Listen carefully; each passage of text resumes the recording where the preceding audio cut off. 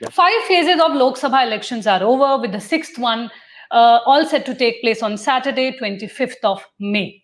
Well, what exactly has happened in these last few phases?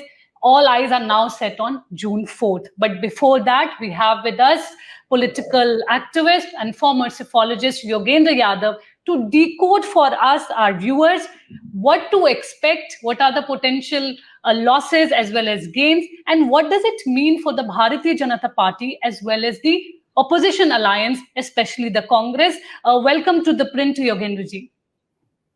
Thank you. Joining me is my colleague Saurav Roy Burman, who tracks politics, especially the Aam Aadmi Party for us. Well, without much ado, the first question. Your last assessment was that, BJP would be falling short of a majority. Have you revised it upward or downward?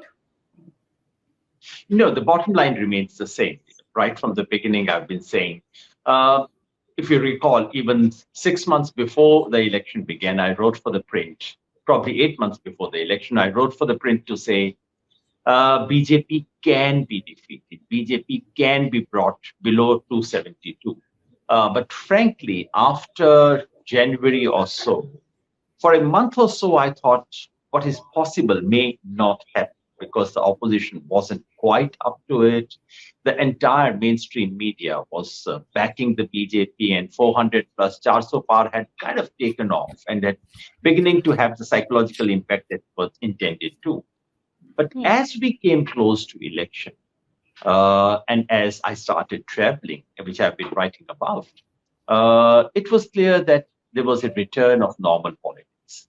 And since then, I've sensed that BJP is below the majority mark. To my mind, it is well below the majority mark. So, or what can we say with some degree of certainty? Number one, this whole thing of 400 par was a total psychological trick that, of course, no one took seriously. No political analyst can possibly take that seriously. Although some polls did try to conjure figures of that kind out. Number two, to my mind, the possibility that BJP may improve upon its performance of 303 seats last time, or NDA may improve upon its performance, that's also something we can definitely rule out. I know some people don't agree, but that's my assessment. So the only thing is BJP is coming down. How much? My sense is that it is definitely below 272. About that, I have no doubt. How much? We cannot say with certainty because I don't have an exit poll. Even with an exit poll, you can't have that kind of certainty. But if you ask me for my sense, I would still say it's somewhere around 250 or below. So substantially below the 272 mark is my sense.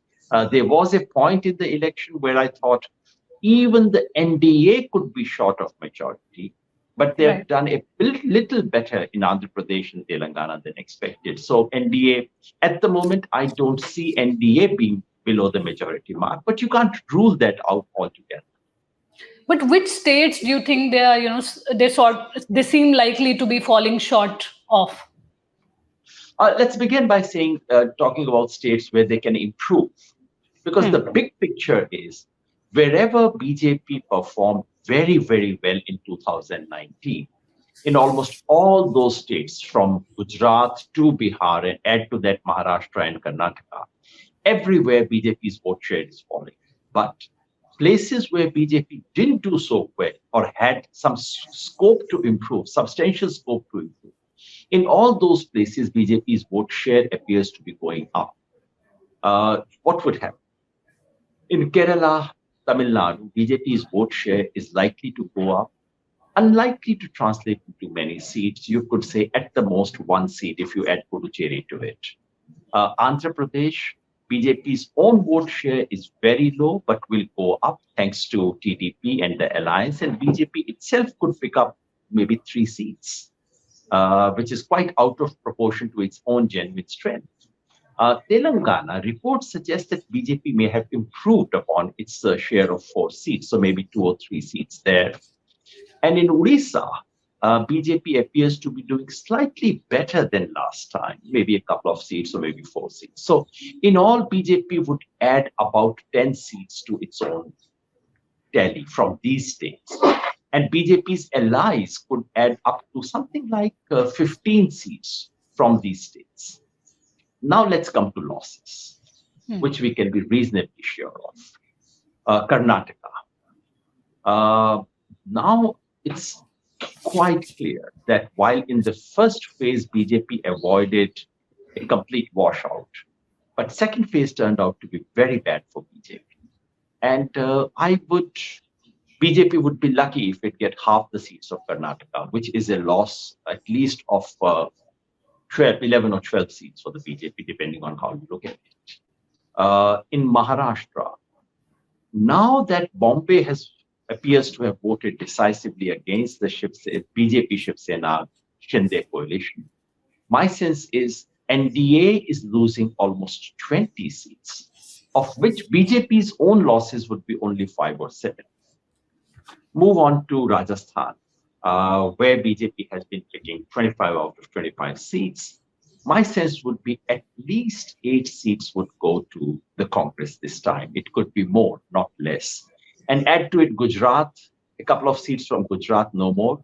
Then you're looking at another chunk of 10 seats from Gujarat. Come closer home, Haryana, my own home, where you actually have almost a wave against the BJP. The only state where you can actually, I could sense a wave. I wouldn't be surprised if Congress picks up 6 or more seats from Haryana, all gains to Congress. Maybe 2 or 3 seats from Delhi, but honestly, I don't have a very good sense of what's actually happening in Delhi post Arvind Kejriwal's release, post Swati Maliwal episode. So I'm a little unsure of what might happen, but something like 7, 8 seats, but add to it the 1 seat that BJP would lose from Ladakh and 1 more seat that they might lose in Himachal. So you're looking at another block of 10 seats here, lost for this. The BJP's losses would be much less in Madhya Pradesh and Chhattisgarh, but slightly higher in Jharkhand. So another block of 10 seats here. It is in Bihar and UP that the real heart of the dispute is. My sense is put together in both these states, BJP is losing 25 seats, at least 10 seats in UP, and maybe 15 seats in Bihar. But I should add that in both in Bihar and Maharashtra, the principal losses will go to BJP's allies. In the case of Bihar, to JDU and the Lok Janshakti Party. And in the case of Maharashtra, the losses would come more to the Shiv Sena Shinde and the Ajit Pawar group. So all in all, roughly, we are looking at a loss for the BJP, a loss of 60 seats and a gain of 10. So at least a loss of 50 seats to the BJP, which brings it closer to 250 or below. In the case of NDA, we are looking at a loss of something like 70 seats or so, which brings them close to, somewhat close to 280. So the bottom line, therefore, is BJP substantially below the majority mark. I would rule out, in my assessment, if BJP gets 272 plus, then my assessment is wrong. In the case of NDA, I cannot be quite sure. It can be above the majority mark. Maybe in all probability, it is above the majority mark, but it could well fall below that as well. So if I'm not wrong, some of your assessment, as you said, is based on field reports. I mean, you have traveled to West UP, Southern Punjab, Northern Haryana, Eastern Rajasthan. That was the first trip you undertook. It was a 1,500-kilometer journey. And after that, you wrote a piece for us where you said you were sensing some amount of disquiet among people, but no real anger. And it may not really translate into votes against the BJP. And after that, we saw how Prime Minister started speaking about, vote jihad and wealth redistribution. Do you think his speeches may have caused a shift in the political mood, or did that not happen at all? In fact, it's the other way around. It's actually the shift in political mood which has caused his speeches. Clearly, Prime Minister is much better informed about what's happening on the ground than you and I are. I presume that exit poll data is reported to him at 5 o'clock every polling phase. So, and if you would recall, it is after the first phase reports that he started his speeches. So clearly, he had sensed that there was a big damage. I had said in my first report that yes, there was no palpable anger, but there was a deep disquiet. And I actually had said that it will result in some vote against the BJP, decline of BJP's votes. We need to see how many seats BJP will lose. And that continues to be my sense. Look, a lot of people are saying, but there is no anger against Mr. Modi. And my response is yes, that's why they are getting more than 200 seats. If there was anger, BJP would be reduced to 150 seats. If someone were to actually evaluate the BJP on its real performance, things would be much worse. It's precisely because there is no anger. It's precisely because the entire mainstream media has backed BJP, almost has been a media partner of the BJP. And it's precisely because BJP has a strong organizational backing that it manages to stay in the race. So to get something like 250 seats, all these additional seats are coming precisely for these reasons. Union Home Minister Amit Shah had recently said that the gains for the BJP, it will come from West Bengal, Odisha, and he had mentioned even the southern states which you talked about. What's your assessment as far as Odisha and West Bengal is concerned? I've heard a lot about West Bengal. I must confess that my own field sense is weak. I have not personally traveled. I traveled a long time ago, not this time. Last time in 2019, my very strong sense was BJP was going to get something like 20 seats in West Bengal. That's what happened. This time, it seems that BJP would lose a bit in its North Bengal strongholds. May gain a couple of seats in the Medinipur belt, but may lose some of the seats that BJP had won in South Bengal. So net, I would imagine BJP is about down 2 to 3 seats, but that's a very rough figure. The big picture to my mind is I do not see any dramatic gains or any dramatic losses for the BJP. BJP was down to would have been down to something like 8 seats after the assembly election.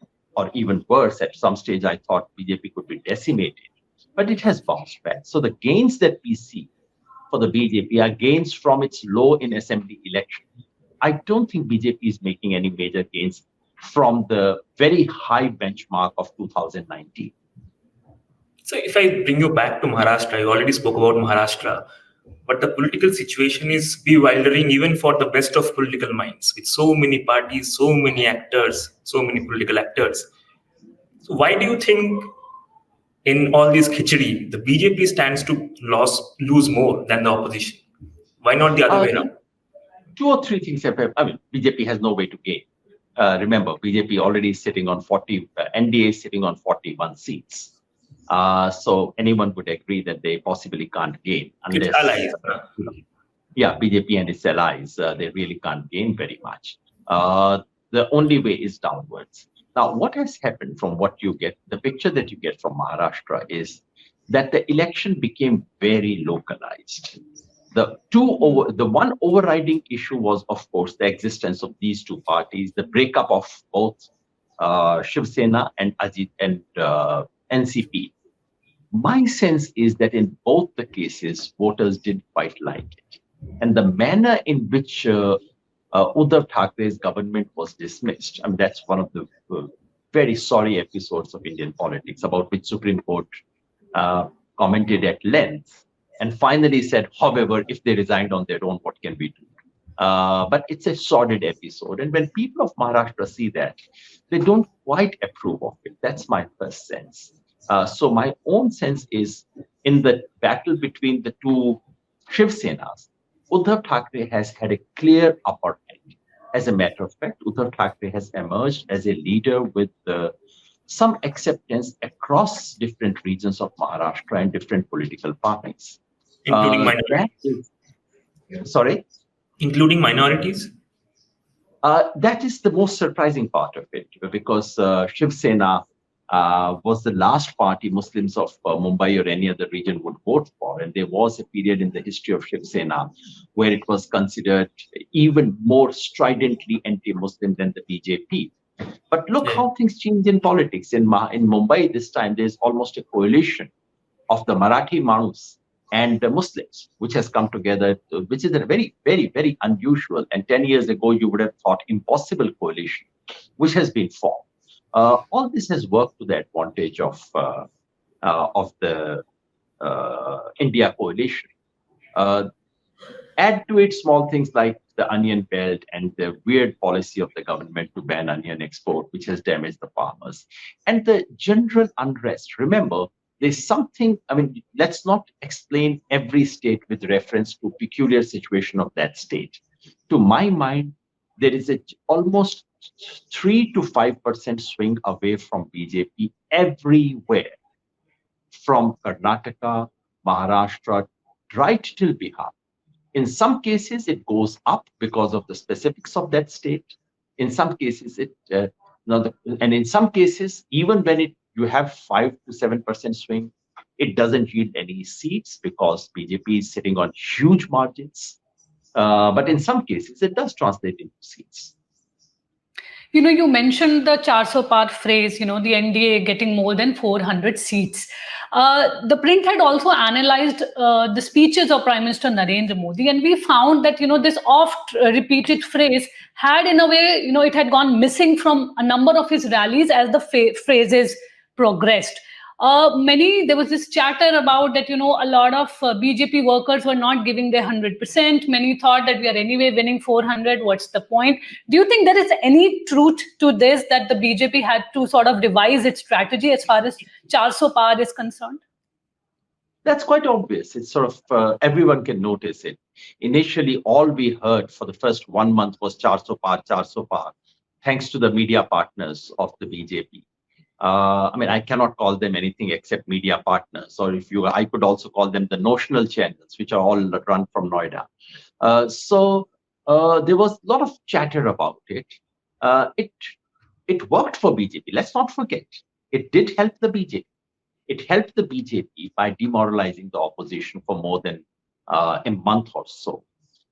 It helped the BJP by creating a general impression among the voters that I'm not quite sure I'm going to vote Modi, but I got to Modi. And that actually gives a huge advantage to the BJP. So it did work. It had two side effects. One, it led to BJP workers being slightly complacent, but more important, it contributed to that sense that BJP wanted this extraordinary majority in order to change the constitution. And this constitution thing has hit deeper than you and I might imagine today. Do remember, for Dalits, reservation is what land is to the farmers. Any attempt, this is what happened during farmers' movement. Farmers thought their land was at stake and they would not allow you to touch it.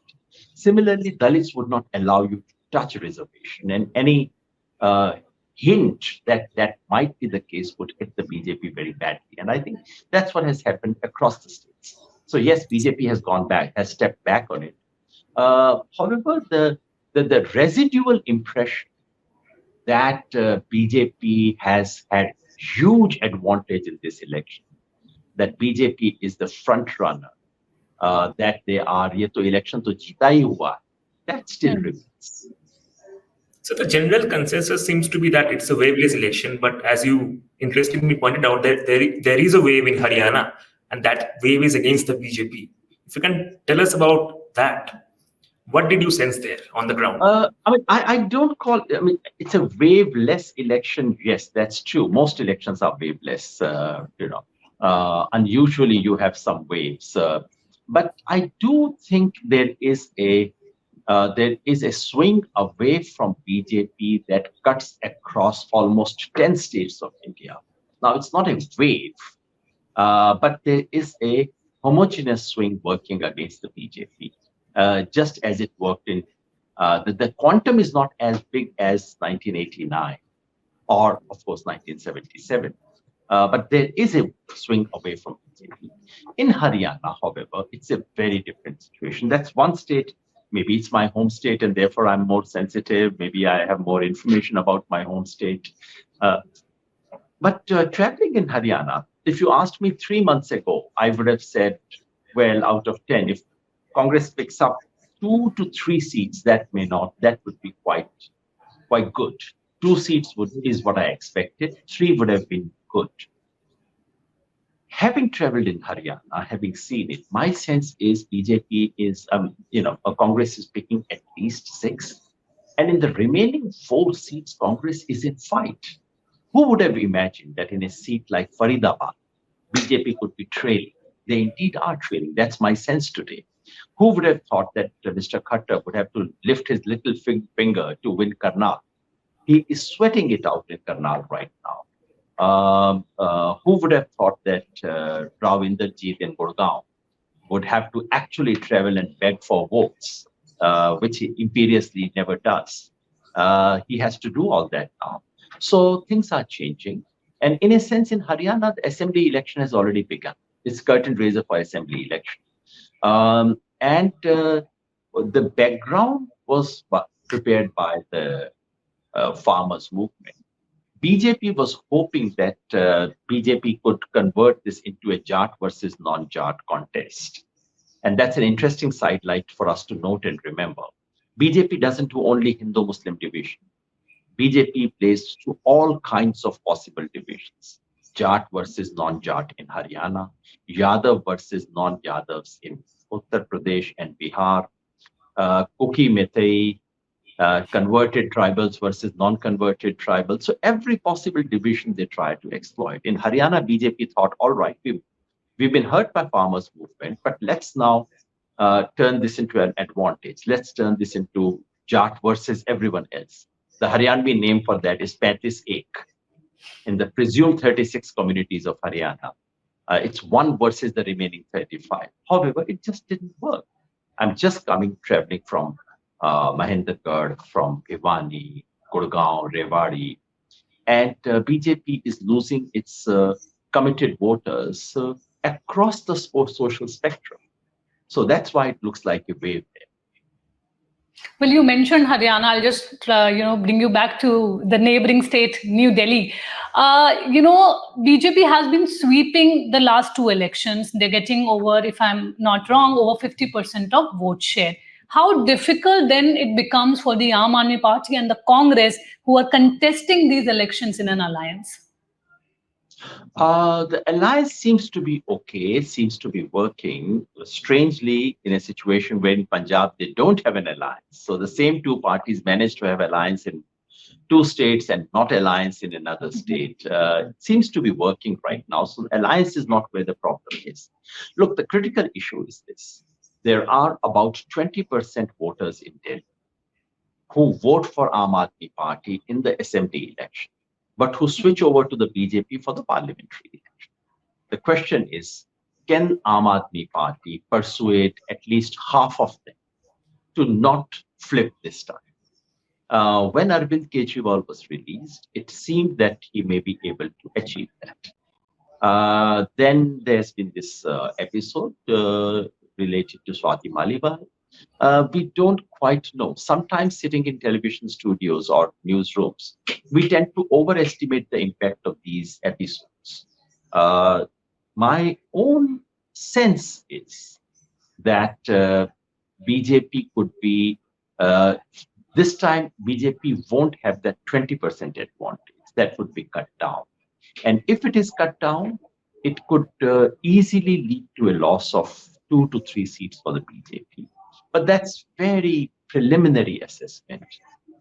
It's odd to say I live in this city, but actually I'm least equipped to talk about the city because unless I speak to about 100 ordinary people on the street, I don't feel confident in talking about what's happening. So I haven't done it, and therefore I shouldn't say more.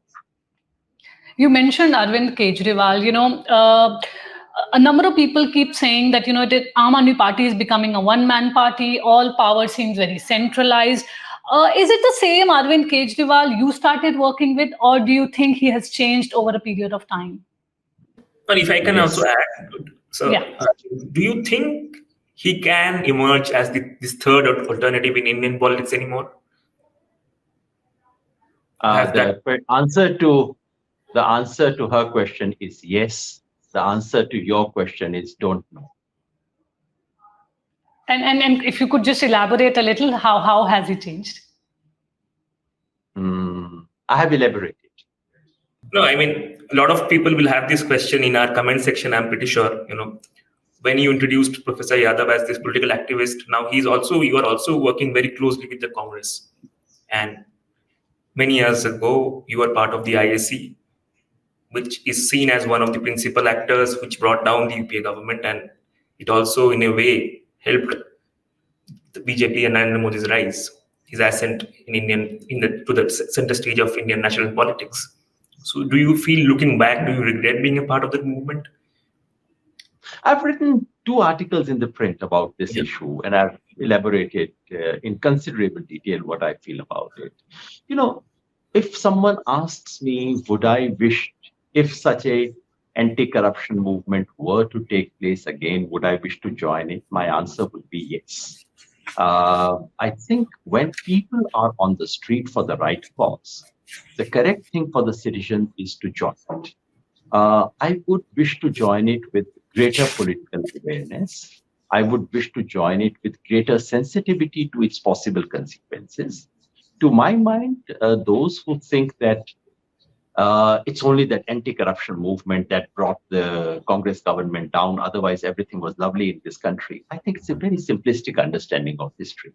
If that had not happened, something else would have happened. This is what our history teaches us. So the simple idea that the IAC movement was singularly responsible for bringing Mr. Narendra Modi to power, I think it's a completely mistaken reading of that history, and it's a completely mistaken understanding of how history works. Would you agree partially, if not completely? Everything does. You see, today, all of us are with the India coalition is with Shiv Sena. Shiv Sena is a party which has had very different opinions in the past. And I don't know if any 2 of you would be willing to take a bet on Shiv Sena's future 20 years from now. And I think that's one lesson you learn from history, that you make choices in the present. You make choices based on what you can see in the present, that you should try and extend your vision. You should try and see some unanticipated consequences as well. But there is a limit to what can be done on that. Because I see all this not just about myself, because I see a lot of friends saying Jayaprakash Narayan is responsible for legitimizing RSS. I used to hear that Mahatma Gandhi was responsible for legitimizing Hindu vocabulary in Indian politics. To my mind, all these things, they are not entirely untrue, but as judgments of history, these are poor judgments. But do you think in future people would want to give a chance to, let's say, a commoner, a party that sort of emanated from that? Do you think in future something like that can happen? It's that much more difficult. It's that much more difficult, because frankly, money is such a major factor in politics. Unless you are sitting on a few 100 crore rupees, can you even think of launching a national party? So we are becoming like the US, where no one can think of starting an alternative. Aam Aadmi Party could have been one of the last such major attempts. And while the attempt has succeeded electorally, it has been viable, unlike most other such movements. Its viability has been at the cost of its distinctiveness. We saw that, there was a lot of debate about Congress leader Rahul Gandhi, choosing not to contest from Amethi. Many, felt that, he's in a way running away from a direct fight against the BJP. Do you think he should have contested from Amethi? I mean, it would have given a different sort of a message, not only to the cadre, but overall? We tend to read too much into personalities and individual choices and so on. It was my firm opinion that Rahul Gandhi should come and contest in Uttar Pradesh as well. His being only an MP who contests from Wayanad would not give the right message to the cadre, to everyone else. So, and not just Rahul Gandhi, I think Akhilesh's decision to contest from Kannauj and Rahul Gandhi's decision to contest from Raebareli, both these actually bolstered up the India coalition. And as you can see, post that, the SP Congress alliance has actually picked up. Their joint rallies have created some kind of a wave. We don't know what the impact would be, but clearly their campaign has picked up. Should he have placed himself in Amethi? Yes, on the one hand, workers would have been even more enthused. Yeah, acha, bilkul, you've entered the den, you've taken the panga. On the other hand, the cost would have been that he would have had to spend at least a week in Amethi, which would be at the cost. And I guess a very significant part of the, did I say, notional media was waiting for that to happen. I think the script had already been designed. A lot of things were ready for media to play out every day. Congress sidestepped it, and it may not have been a very unwise decision. And finally, if Mr.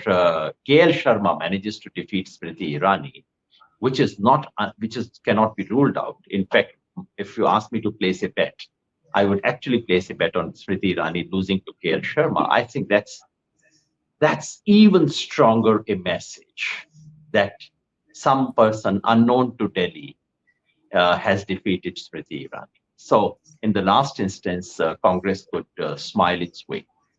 So you think he can defeat Smriti Irani?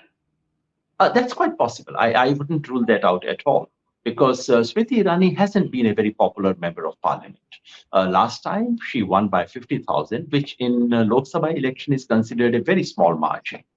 And Mr. KL Sharma is actually an old hand. He knows the constituency like as they say, the back of his hand, although I don't quite understand the back of my hand. But, he understands the constituency very well. He understands every village. He knows everything. And you shouldn't be surprised if he actually wins it. And this unknown person defeating Mr. Modi's personal choice in Amethi could actually be a bigger statement. There's a lot of chatter about Priyanka Gandhi Vadra's role in the Congress, and I'm quoting Prashant Kishore, who said that if Rahul Gandhi fails for the third consecutive time, then he should hand over the reins to Priyanka Gandhi or some other Congress leader, and he should actually take a break. Your views on that? What do you think? I don't have views on such things. I don't waste my time on these views. No, but do you think I know what I need to do. I do those things, and I try not to waste my time in Delhi gossip. No, but do you think that there should be newer leadership? Rahul Gandhi has been there for the past 3 elections. Do you think, Congress should concentrate on other leaders also? They should also be given an opportunity? Oh, this is too much speculation. If Congress does poorly, if that happens, and then she should. I really don't spend, honestly, I don't spend time thinking about these things. I think there are better things to do. And I'm less equipped to answer such things because I really don't spend much of my energy in these things. To my mind, both of them have, to whatever extent I have known both of them, which is quite limited, both of them have their own strengths. I was actually very impressed with the way Priyanka Gandhi addressed her meetings, because by quality of Hindi oratory, and I think I know Hindi a bit, it was very high quality performance, which I haven't seen in a long time. So she was, and then the manner in which she has carried the campaign in Raebareli single-handedly and asked Rahul, you go away, don't spend your time here, I'll manage it. That's creditable. So the trouble in politics is that if someone does something well, you immediately think of, okay, who is he or she replacing? I think we could do without such speculation. No, why I asked was because, many were expecting that Rahul Gandhi should contest from Amethi and Priyanka Gandhi Vadra from Raebareli. That would have been, very strong statement from the party. That's the reason I asked. Yes. I don't know. I haven't heard anything in the press or anywhere that suggests that Priyanka wanted to contest and she was asked not to contest. What I picked up from the newspapers was that she didn't want to contest. So where is the question? Thank you so much for giving us your time, and thank you for your analysis. We will know on June 4th what all is true and what is not. But thank you so much for joining us. Thank you very much.